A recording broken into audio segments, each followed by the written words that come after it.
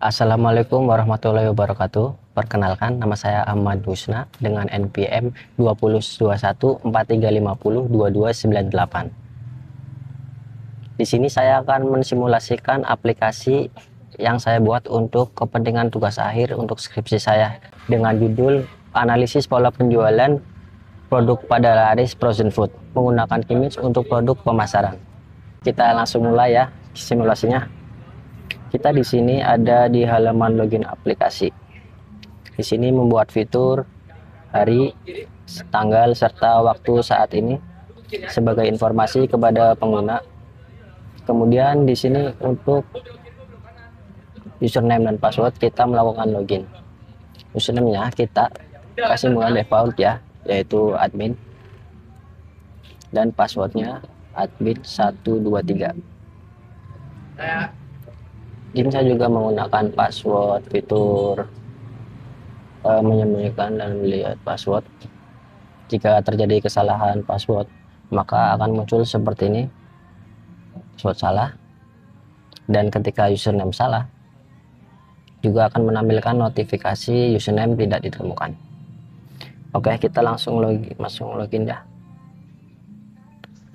Nah, halaman pertama yang kali muncul ketika login itu adalah halaman dashboard, yang dimana dashboard ini berfungsi untuk menampilkan ringkasan penjualan secara informatif kepada pengguna, yaitu dengan informasi total produk, total transaksi, dan total produk yang terjual. Karena di bulan Februari ini baru ada 2 transaksi ya, maka di sini tertulis cuma 2. Dan berikut 6 produk, 6 top produknya. Ada insight otomatisnya juga.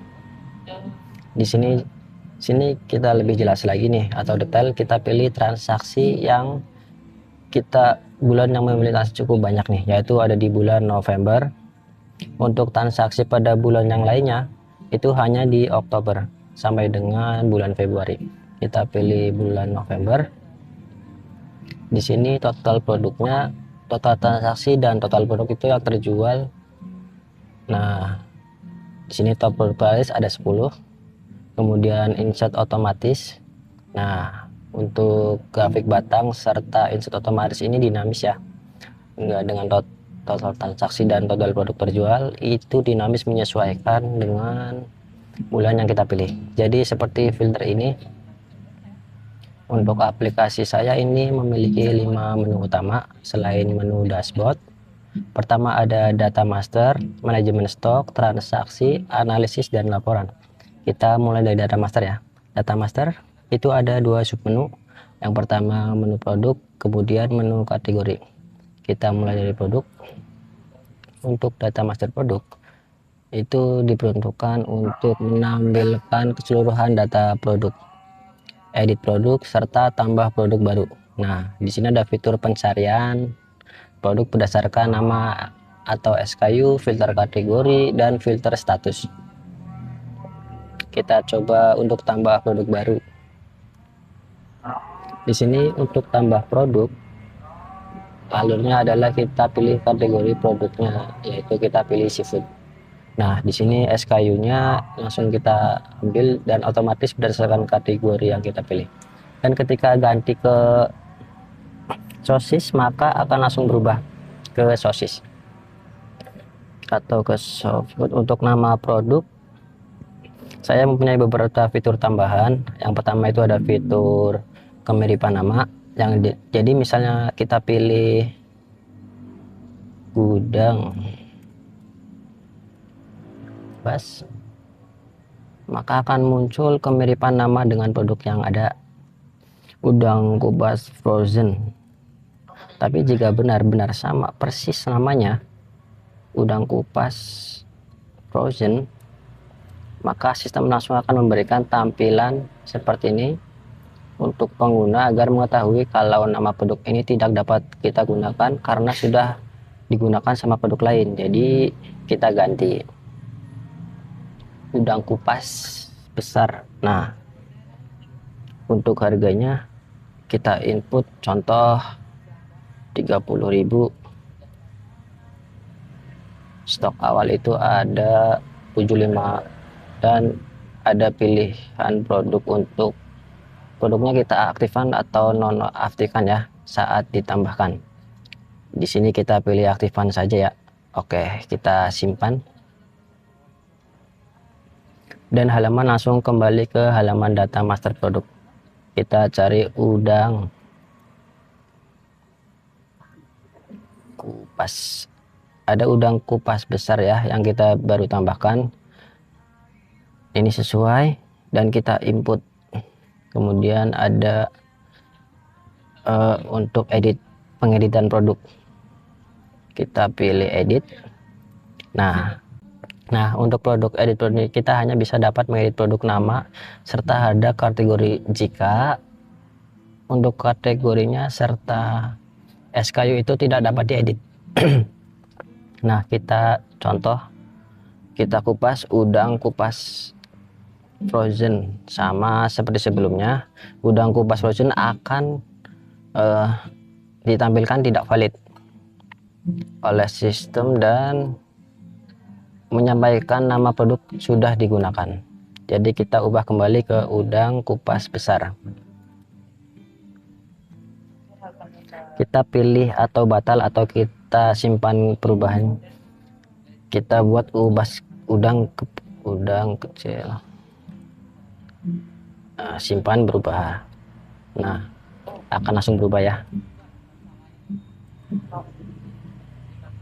Udang kupas kecil ya, oke. Nah, selanjutnya kita akan masuk ke data master kategori.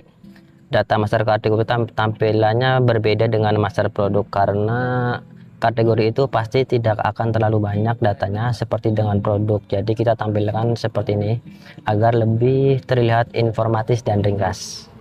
Nah, setiap kategori itu akan menampilkan data private SKU-nya, produk aktifnya, dan total produknya, serta ada kodenya. Di sini BKS, jadi private SKU-nya LF BKS. Kita dapat menambahkan contoh kategori. Kita pertama alurnya itu kita isi nama kategori bakso. Nah, karena bakso sudah ada, kita buat bakso isi. Nah, kemudian kita masukkan kode kategori. Contoh BKS. Karena BKS sudah ada, jadi tidak dapat digunakan. Dan button simpannya nonaktif. Jadi kita buat BKS 1 dan perfect. SQ nya langsung muncul secara otomatis. Kita simpan, kategori berhasil disimpan dan muncul bakso isi LF BKS 1 dan BKS 1. Untuk pengeditan juga bisa, tetapi untuk edit kategori itu hanya bisa dilakukan pengeditan pada nama kategorinya saja, tidak dapat mengedit kode kategori serta privat SKU-nya ya. Oke. Selanjutnya kita akan masuk ke manajemen stok. Kita akan masuk ke menu selanjutnya yaitu menu manajemen stok. Nah, di sini manajemen stok kita mempunyai dua sub menu. Stok masuk dan stok keluar. Kita mulai dari stok masuk dulu nih. Untuk manajemen stok masuk ini berfungsi untuk pencatatan atau transaksi masuk dari setiap stok produk yang masuk, seperti restock, retur produk yang masih layak jual dan sebagainya nih. Di sini mempunyai fitur pencarian berdasarkan nama tersebut, filter kategori. Kita contohkan langsung nih. Untuk bakso ikan. Bakso ikan ini yang masuk ini ada 15 dan kita buat jenisnya restock. Untuk catatan itu, jika kita memiliki adjustment, pilihan jenis adjustment itu wajib diisi dengan isi yang menjelaskan keterangan jumlah stok masuknya itu kenapa. Nah, kemudian kita pilih simpan, dan untuk bakso ikannya akan langsung bertambah jadi 35 yang awalnya itu 20. Oke, selanjutnya untuk menu manajemen stok keluar. Untuk manajemen stok keluar ini berfungsi untuk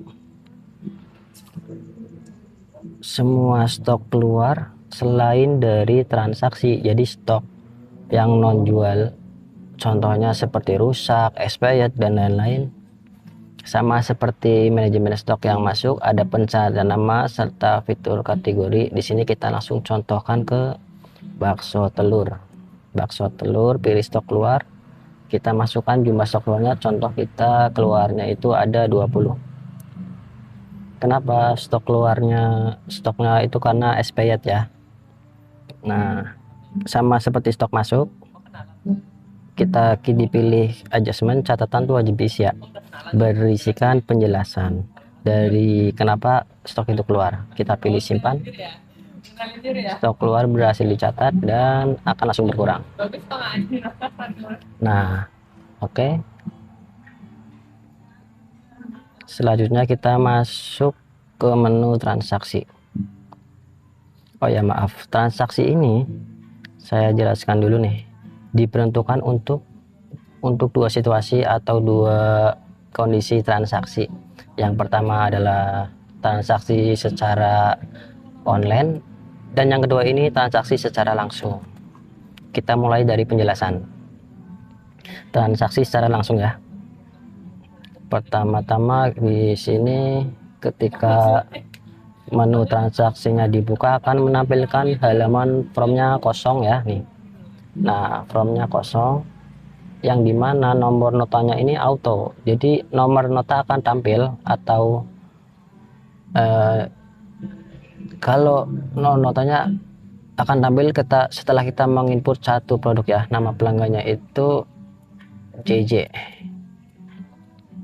JJ membeli apa nih, secara langsung dia membeli ikan filet dori dan membeli 5. Kemudian dia membeli kentang smile dan dia membeli papan. Kemudian dia membeli udang. Dia membeli udang habis 3 nih. Semua produk yang diinput itu akan tampil di tabel bawahnya nih.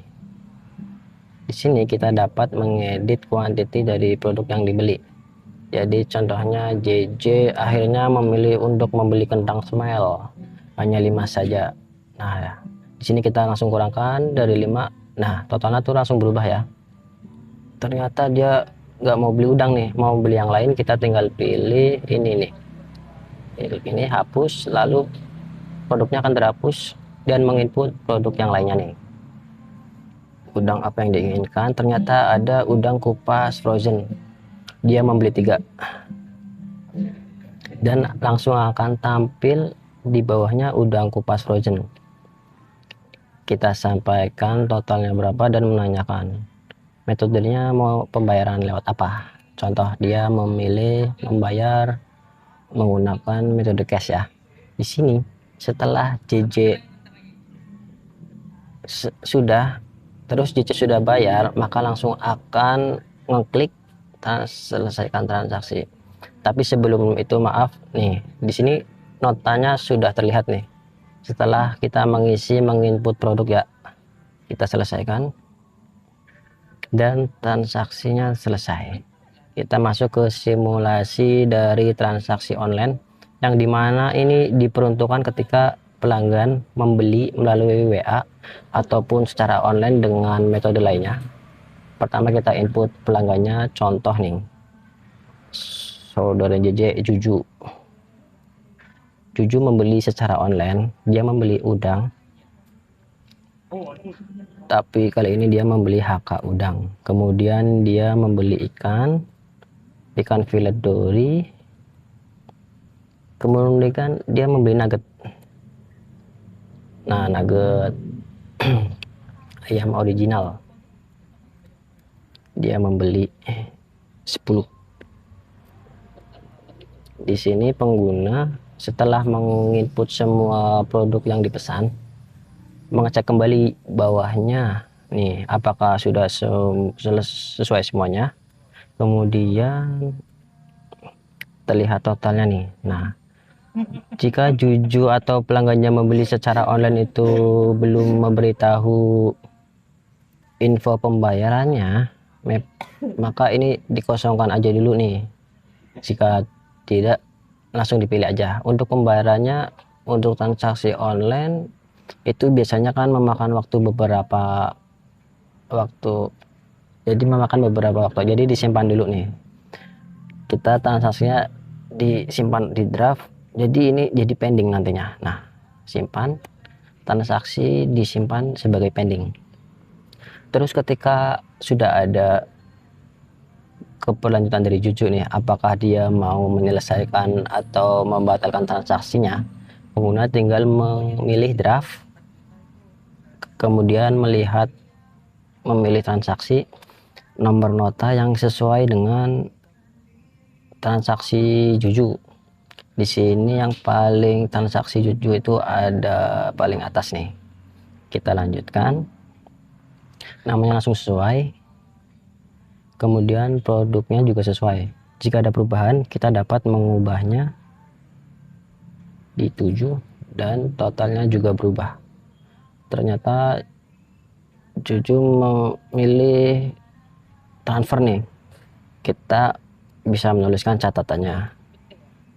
Jika Juju udah bayar, kemudian kita bisa dapat menyelesaikan transaksinya, selesaikan transaksi ini.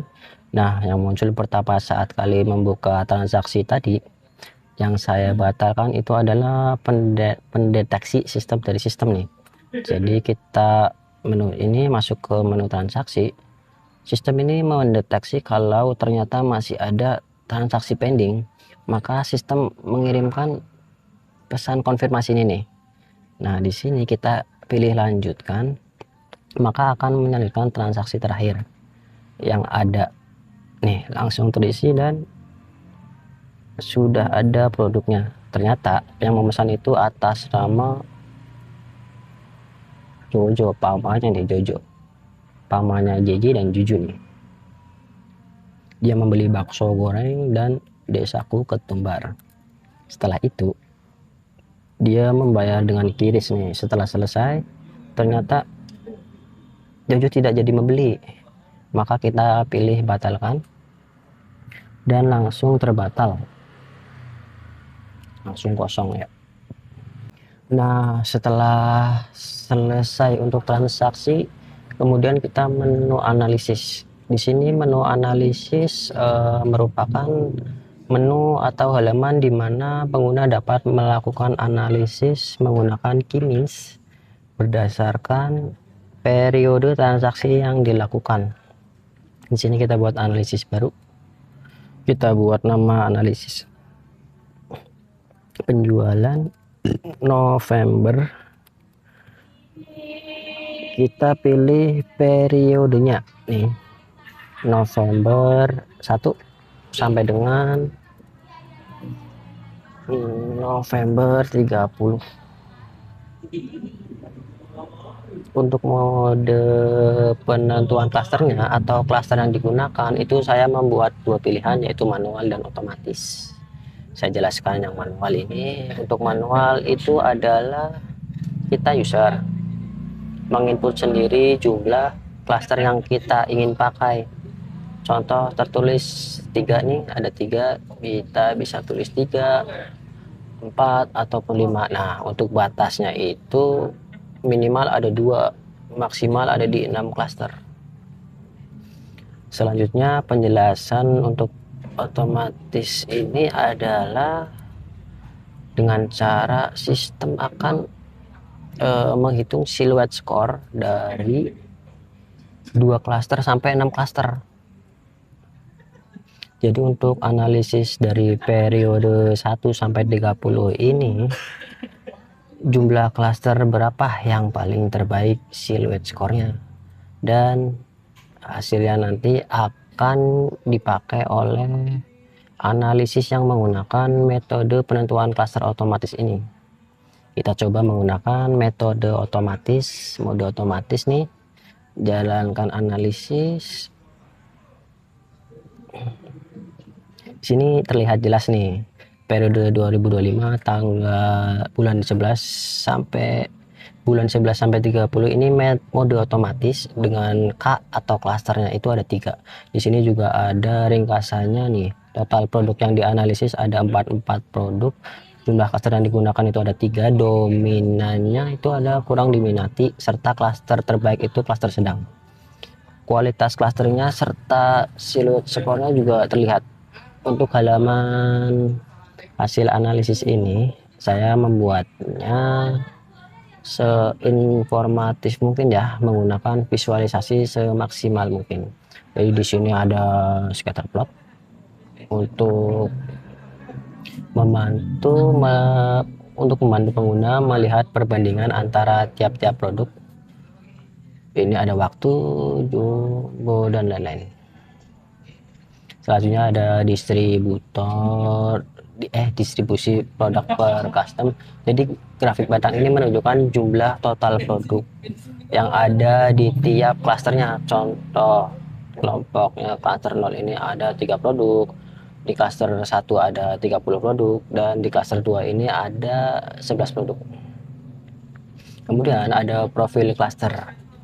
Profil klaster ini dapat membantu pengguna dalam memahami karakter dari setiap klaster. Contoh, saya jelaskan untuk klaster 2. Di sini terlihat bahwa karakteristiknya dia memang frekuensi dan total jumlah penjualan dari produk-produk yang ada di kelompok ini tuh tinggi ya, memang maksimal ya, semaksimalnya.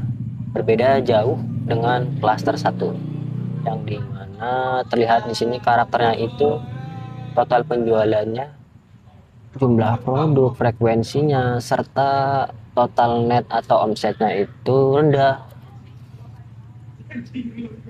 Khusus yang klaster 0 dia tuh tinggi hanya untuk di netnya total atau di omsetnya, tetapi di karakter seperti jumlah penjualan, total jumlah penjualan produknya itu dia tidak terlalu rendah tetapi nggak begitu maksimal. Dan untuk frekuensi itu juga termasuk rata atau sedang. Di sini ada statistik cluster. Di sini dapat lihat nih, cluster 0 itu berapa jumlah produknya, berapa rata-rata kuantiti penjualannya, nilai penjualannya itu, serta karakter cluster. Di sini untuk cluster 0 itu paling laku, cluster 1 kurang diminati, cluster 2 itu sedang. Nah, di sini data produk untuk setiap klasternya. Ada klaster produknya apa, kuantitinya terjual berapa, penjualan serta frekuensinya ada berapa. Jadi contoh cumi ring frozen itu ada di klaster 0. Artinya cumi ring frozen itu ada klaster paling laku nih. Nah, berapa kondisi itu dan terjual itu 5. Kemudian total penjualannya itu dalam omset itu ada berapa, dalam berapa, 260.000. Dia berapa kali muncul dalam transaksi, dia ada 2 kali muncul di dalam transaksi ini, ada 2 kali muncul. Kemudian kita bisa menfilter seperti klaster 1 atau 0 saja yang muncul.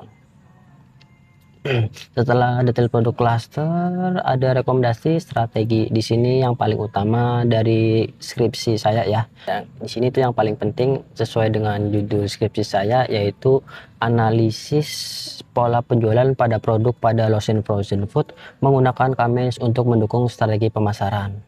Jadi pendukungnya strategi pemasarannya itu berdasarkan ini nih. Dari sini nih. Nah, jadi di sini kita bisa lihat untuk strategi dari kelompok-kelompok produk paling laku itu, penjualan produk dalam klaster ini tinggi namun tidak terjadi secara konsisten, cenderung dipicu oleh momen tertentu seperti promo atau periode khusus. Nah, di sini dijelaskan nih untuk rekomendasi fokus strategi pemasarannya, resiko bisnisnya, dan arah tindakan strategis. Ada top produk representatif, kita lihat yang kalian sedang di sini menyesuaikan. Nah, kemudian di bawahnya ini ada daftar produk-produk yang ada pada klaster yang kita pilih di sini. Contohnya di sini sedang. Dan untuk tabel produk ini dia berbeda dengan yang lainnya. Dia berisikan klasternya apa, kondisi stoknya, serta rekomendasi aksinya. Nah, di sini bakso urat atau kita contoh yang ini nih, dimsum ayam jamur. Dia termasuk dalam klaster sedang, kondisi stoknya aman. Kemudian rekomendasi itu apa? Terhadap tapi prioritasnya tinggi nih, jadi kita harus sistem itu merekomendasikan untuk produk ini memiliki prioritas yang tinggi untuk melakukan aksi gitu. Nah, oke, selanjutnya kita akan masuk ke halaman laporan.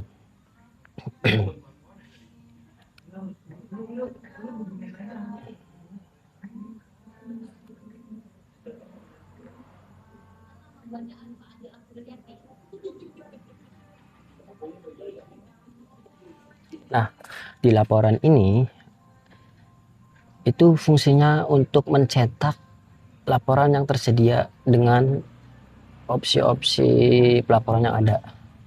Untuk laporannya di sini saya menyediakan 4 laporan utama, yaitu produk dengan kategori, persediaan stok, penjualan, serta analisis dan rekomendasi. Untuk laporan produk dan kategori itu terdapat pilihan apakah kita ingin mencetak status produk yang aktif saja, non aktif saja, atau semuanya, dan apakah atau kita pilih cetakan pendatangannya itu nama saya nih. Setelah itu kita klik preview PDF, akan langsung muncul preview dari laporannya, status produk, statusnya itu kategorinya semua. Di sini terlihat ada lampiran daftar kategori karena kita mencentang pilihan sertakan kategori. Nah, di sini jelas nih tanggalnya menyesuaikan dengan tanggal saat ini, dan nama yang kita input pada form tadi digunakan untuk sebagai nama penanda tangan.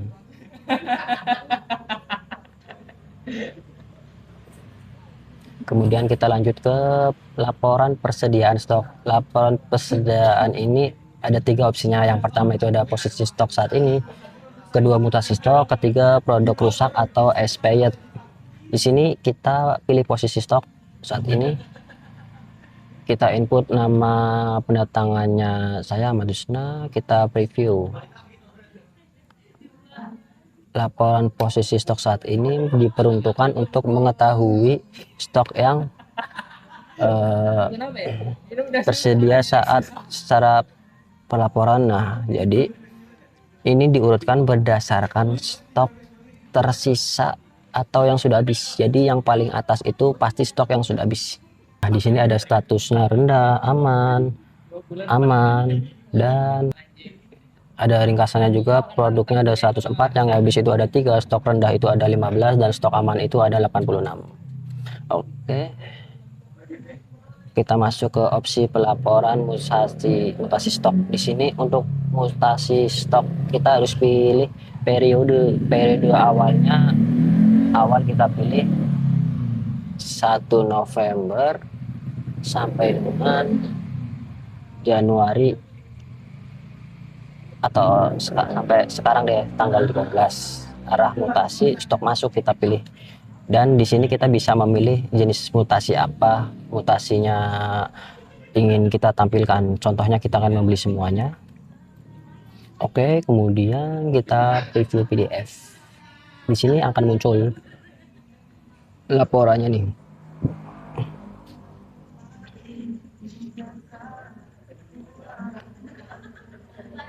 Selanjutnya produk-produk rusak atau expired. Di sini perbedaannya dengan yang opsi pelaporan mutasi stok itu, untuk laporan mutasi stok kan memang ada nih stok keluar, dan kita bisa pilih juga expired atau rusak semuanya. Kita preview.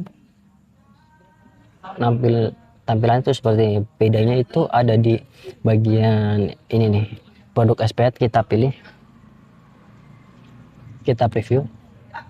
Nah, untuk produk laporan expired itu sekalian menyertakan estimasi kerugiannya. Jadi kita tidak hanya eh, hmm, tidak hanya untuk angka saja, jadi ada perhitungan secara nominalnya. Lanjut ke laporan penjualan. Nah, laporan penjualan ini mempunyai 3 aksi. Laporannya ada 3. Yang pertama itu ada transaksi penjualan, penjualan per produk, serta pendapatan per periode. Kita mulai dari pendapatan per periode aja nih. Di sini kita harus pilih nih mode periodenya. Nah, harian, mingguan, atau bulanan gitu. Jadi kita dapat milih tanggalnya terlebih dahulu atau periodenya terlebih dahulu. Kita harus pilih modenya dulu ya. Contoh kita pilih harian, baru from-nya aktif. Nah, di sini kita pilih dari bulan 1 Desember sampai dengan saat ini aja nih, saat ini 13 ya. Nah, pendatangan saya kita preview. Nah, sini terdapat laporan pendapatan per periode. Jadi contohnya itu ada pertama Senin 1 Desember ada 2 transaksi dengan total pendapatan 235.000. Di bagian atas juga ada ringkasannya nih. Jadi total pendapatannya semuanya itu ada 10.170.000. Transaksinya itu ada 38 dan ada periodenya itu 19. Oke. Kita lanjut ke pendapatan. Pendapatan penjualan produk ini periodenya dipilih ya, kemudian kita pilih untuk tanggal yang sama, kemudian kita bisa milih untuk kategori-kategori khusus nih. Contoh kita pilih untuk frozen snack, kita preview. Nah, untuk frozen snack itu untuk kategorinya itu totalnya ada di 401.000, kemudian ada 17 yang terjual dan ada 4 produk nih. Ini detailnya nih. Oke. Dan untuk laporan penjualan terakhir itu ada opsi pelaporan transaksi penjualan. Di sini ya hanya kita pilih periodenya saja serta menginput nama PDF. Di sini langsung nih ada detailnya nih. Nah, dari periode Senin 1 sampai dengan Jumat sekarang ada 38 transaksi, totalnya itu ada 10.170.000. Notanya ini disertakan tanggal, ada nama, jika ada nama pelanggan akan muncul, metode pembayarannya serta totalnya. Nah, kita masuk ke laporan terakhir, yaitu laporan analisis dan rekomendasi. Di sini ada 3 opsinya, ada 3: ringkasan, analisis, detail produk per cluster, atau rekomendasi strategi produk. Kita mulai dari ringkasan hasil analisis. Di sini kita pilih analisis yang akan dilakukan tercatat itu 1. Jadi kita pilih penjualan November, analisis November, nana pendatangan saya, kita preview. Nah, berikut tampilan ringkas laporan hasil analisis penjualan. Ada nama analisisnya, periode, metode, jumlah cluster, siklus skornya, total produk yang dianalisis, cluster dominan dan cluster penjualan tertinggi yang muncul.